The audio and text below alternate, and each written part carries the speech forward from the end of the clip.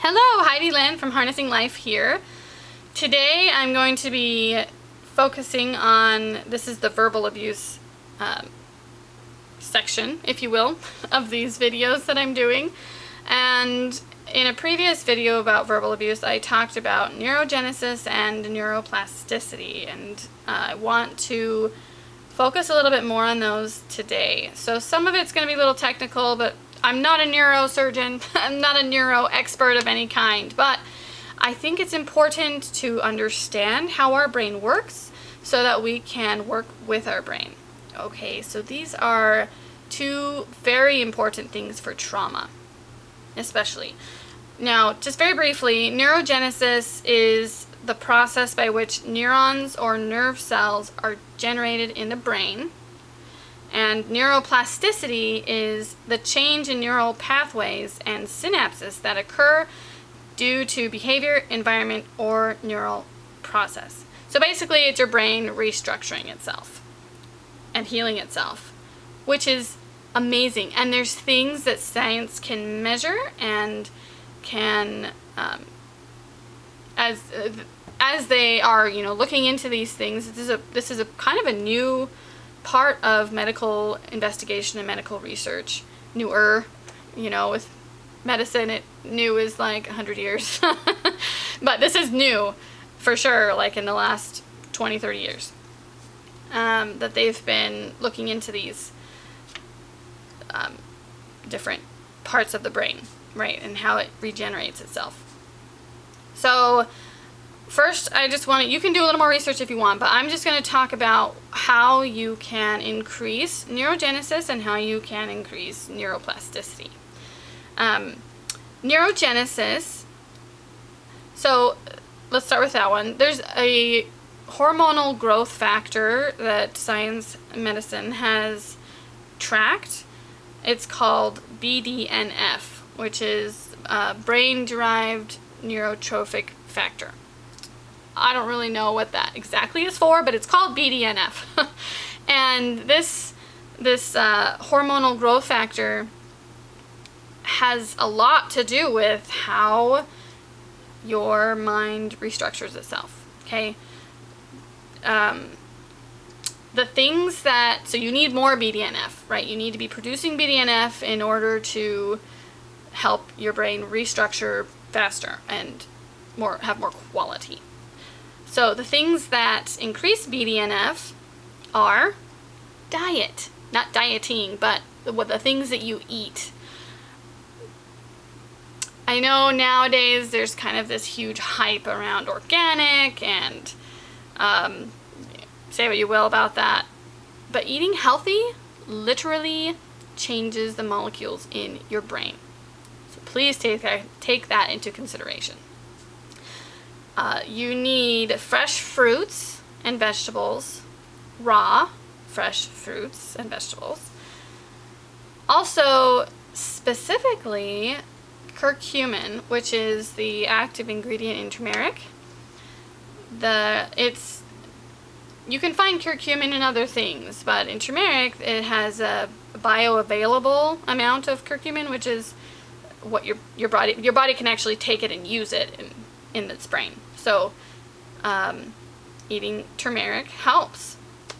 Or turmeric, I don't know, I've heard people say it both ways, so I don't know what's the correct way, but you know what word I'm talking about. Other things that increase neurogenesis is omega-3 fatty acids. Also, strangely enough, saturated fat actually decreases BDNF. So, like fatty meats, if you eat meat, maybe eat less fatty meats because that will decrease BDNF. Also, back on the turmeric point, I was reading a study about Indian culture from India, and because they eat a lot of turmeric, it's believed or thought that may be a reason why they have less Alzheimer's in their culture, because of the amount of BDNF that their bodies are producing. So I thought that was interesting. Also, other things, which I'm sure you will hear this a lot, in my videos this week specifically, but anywhere you look at healing and these things are mentioned. Sunlight, exercise, meditation, and connection. So obviously sunlight, we need sun, and that increases our BDNF. Exercise, losing weight specifically, and this doesn't have to be running a marathon, it doesn't have to be, you know, doing some crazy amount of exercise. If you can just walk for like 45 minutes at a time, 2 or 3 times a week, that will increase BDNF. Meditation, there's a lot that has to do with meditation, and I'm going to be doing a whole video about mindfulness next week, but mindfulness can literally change your molecules, and science has been able to prove it and measure it, and it's amazing how much power we have in our minds when we intentionally do something, think about things. It's amazing. Also, connection. When we connect with other people, that social aspect increases BDNF. Okay, so just briefly now, this video is getting a little long. Let's talk about neuroplasticity, what increases the plasticity in our brain. Quality sleep, also continuing to learning new things, brain exercises. Exercise, again, so important. It brings blood, you know, more blood comes to our brain and we're able to regenerate that way. Excuse me. Reducing your stress. If there's ways you can find to reduce your stress, that will increase your plasticity in your brain.